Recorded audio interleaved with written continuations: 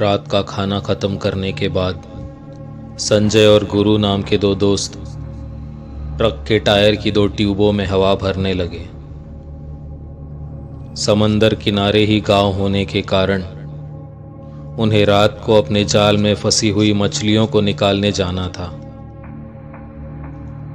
हमारे गांव के लोग अक्सर दिन के उजाले में पानी में अपने जाल बिछाकर आ जाते थे और देर रात दोबारा पानी में जाकर उन जालों में फंसी हुई मछलियों को निकाल कर ले आते थे।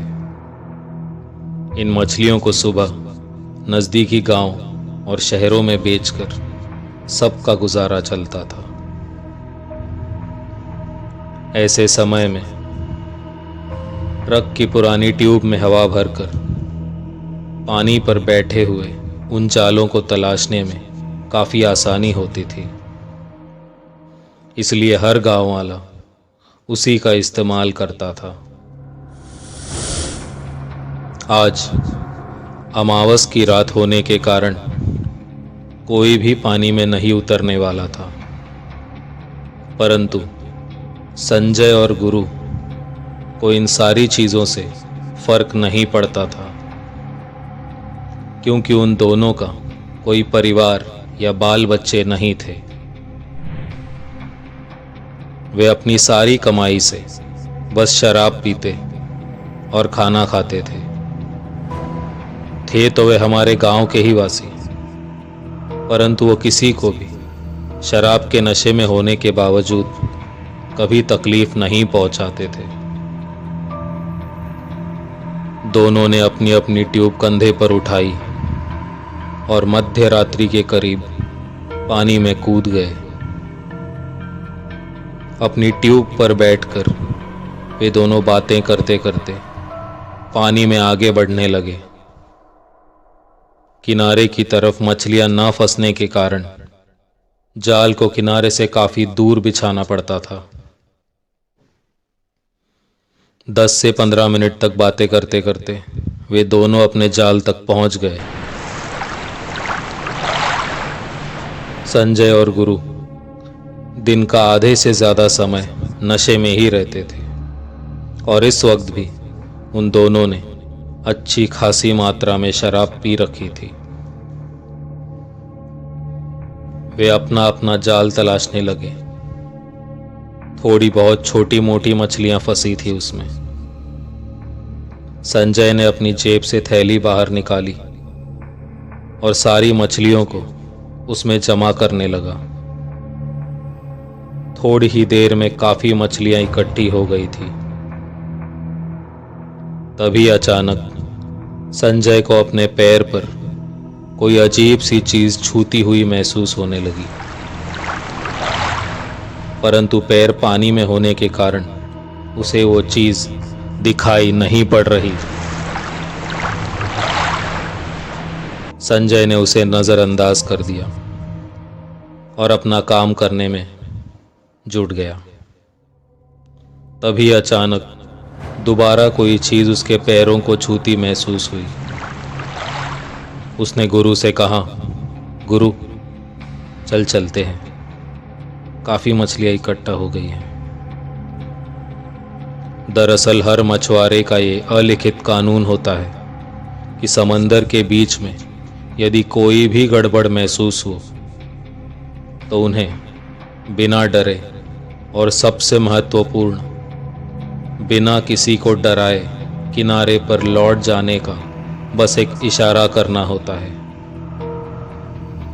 और संजय बिल्कुल यही कर रहा था, परंतु नशे में होने के कारण गुरु ने इस इशारे को नहीं समझा और उसे नजरअंदाज कर दिया। संजय को अब डर लगने लगा था। उसके पैरों पर ऐसा महसूस हो रहा था मानो कोई उसे हाथ से सहला रहा हो। उसने गुरु से दोबारा कहा, गुरु चल यार, बस हो गया। अब गुरु को ध्यान आया और उसे संजय की आवाज का वो डर महसूस होने लगा। उसने तुरंत ही संजय की बात मान ली और कहा, ठीक है, चलते हैं। तभी अचानक गुरु को भी वो चीज अपने पैरों पर महसूस होने लगी। वे दोनों जाल छोड़कर आगे बढ़ने लगे। तभी अचानक पानी के अंदर से ही किसी ने गुरु का पैर पकड़ लिया। गुरु डर के मारे चीखने लगा।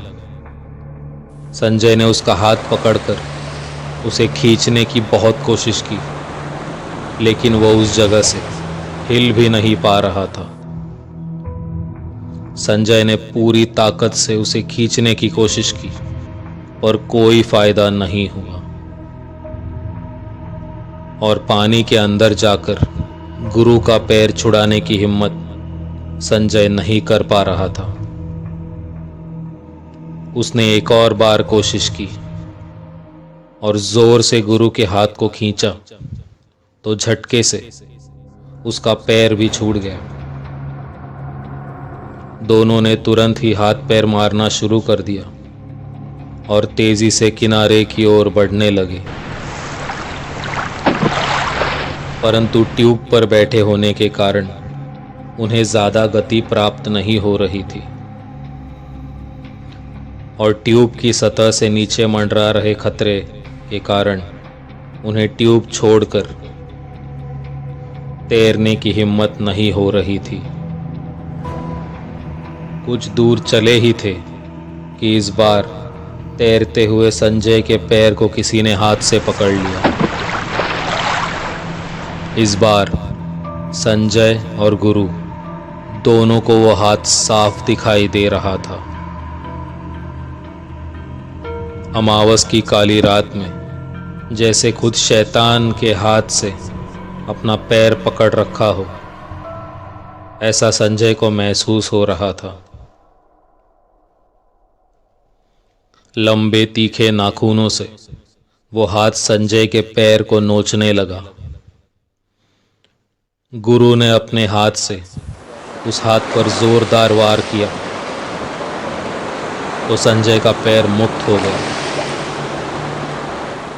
वे दोनों समझ चुके थे कि वो लोग किसी पिशाच के जाल में फंस चुके हैं। उन्होंने दोबारा जोर जोर से पानी पर अपने हाथ पैर मारना शुरू कर दिया। दोनों ही तैरते तैरते रो रहे थे। उन्हें पता था कि इस वक्त अपनी जान बचाना बहुत जरूरी है। थोड़ी देर में दोनों जैसे तैसे किनारे पर पहुंच गए और दौड़ते हुए पानी से दूर आकर वही रेत पर गिर पड़े। लगातार संघर्ष करने के कारण वे बुरी तरह थक गए थे और दोनों थोड़ी देर के लिए वहीं लेट गए। कुछ देर बाद संजय अपनी जगह से उठा तो उसने देखा गुरु उससे कुछ ही दूरी पर खड़ा था और उसे एक नजर देखे ही जा रहा था। संजय ने थोड़ी दूर से ही उसे पूछा, गुरु क्या हुआ? लेकिन गुरु कुछ नहीं बोला। तभी गुरु के बाएं कंधे के पीछे से एक भयानक और काले पिशाच ने संजय की तरफ हंसते हुए अपनी गर्दन बाहर निकाली और दूसरे ही क्षण अपने हाथों से गुरु की गर्दन को तोड़ दिया और हंसने लगा। ये देखकर तो संजय की जान ही निकलने लगी, परंतु वो कुछ भी समझ पाता उससे पहले ही उस पिशाच ने संजय की तरफ अपने कदम बढ़ाए और उसे भी मौत के घाट उतार दिया। अमावस की काली रात में अपना जाल बिछाकर घात लगाए बैठे उस पिशाच ने आज अपनी प्यास बुझा ली थी।